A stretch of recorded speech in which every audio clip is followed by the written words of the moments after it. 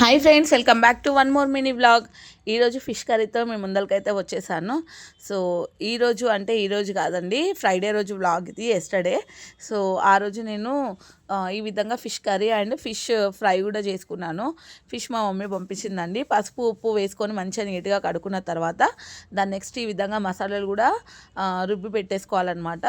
మసాలాలు అంటే ధనియా అండ్ జీరా, మెంతులు, దాని నెక్స్ట్ ఇంకా ఆనియన్ అండ్ చింతపండు పులుసు రెండు కూడా కలిపి మిక్సీ పట్టేశాను. ఈ రెండు కూడా ఇప్పుడు ఆయిల్లో మనము జీలకర్ర కరివేపాకు వేసుకున్న తర్వాత పసుపు అండ్ అల్లం వెల్లుల్లి పేస్ట్ వేసుకొని ఇంకా బాగా ఆయిల్లో ఫ్రై అవ్వనివ్వాలి అల్లం వెల్లుల్లి పేస్ట్ని. దాని నెక్స్ట్ నేను అల్లం వెల్లుల్లి కొత్తగా ఒలిచినవి అందులో యాడ్ చేశాను అనమాట పేస్ట్లో, ఎందుకంటే టేస్ట్ బాగుంటుంది కాబట్టి. చక్కగా అల్లం వెల్లుల్లి జీలకర్ర ధనియాలు ముద్ద చేసేస్తే బాగుంటుంది. చింతపండు పులుసు కూడా ముక్కలతో పాటు ఉడికిస్తే రుసుంటుంది, నీసు వాసన రాదు.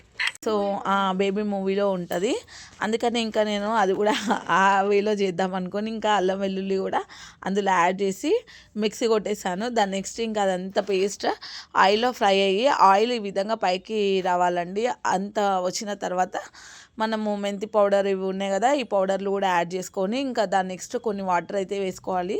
అది కూడా వేగిన తర్వాత ఇంకా దాని నెక్స్ట్ అండ్ కొన్ని ఫిషెస్ ఈ విధంగా కూరలోకి వేసుకున్నానండి. మొత్తం అంతా కలిపేసి 5 minutes అయితే పెట్టేశాను.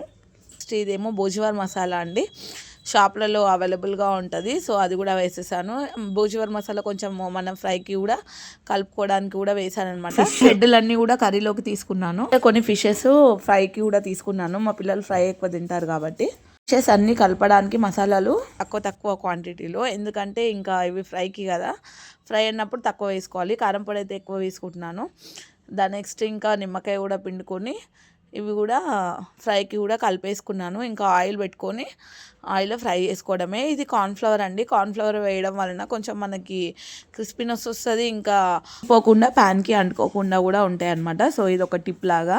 అండ్ వేసిన వెంటనే కదపకూడదు, కొంచెం అవి వేగిన తర్వాత మళ్ళీ మనము ఉల్టా మలుపుకోవాలి ఫిషెస్ని. సో ఈ విధంగా ఫ్రై అవుతున్నాయి. కర్రీ చూసారా, ఇప్పుడిప్పుడే ఆయిల్ పైకి రావడం స్టార్ట్ అయిందండి. ఒక 10 minutes అయితే పడుతుంది అనమాట బాయిల్డ్ మొత్తం అయ్యే వరకు. దాని నెక్స్ట్ ఇంకా మా పిల్లలు ఈ విధంగా ఎంజాయ్ చేస్తున్నారు. ఫిష్ డైరెక్ట్ తినేస్తున్నాను అనమాట, ముళ్ళు లేవండి అందులో, ఎందుకంటే మొత్తం క్లీన్ చేయించి పంపించింది మా మమ్మీ. ఒక్క ముళ్ళు కూడా ఉండకుండా ఫిషెస్ అన్నీ క్లీన్ చేయించింది అనమాట. ఓన్లీ తలకాయలోనే అక్కడక్కడ కనిపించాయి మాకు ముళ్ళులు. ఈ విధంగా వాళ్ళు కెచప్తో ఎంజాయ్ చేస్తూ తిన్నారు. పిల్లలు ఈ విధంగా ఎంజాయ్ చేస్తుంటే మా వారు కర్రీ కోసం అయితే వెయిట్ చేస్తున్నారు లంచ్కి వచ్చి. వాచింగ్ అండి, బాయ్. లైక్ అయితే కొట్టేయండి వీలైతే.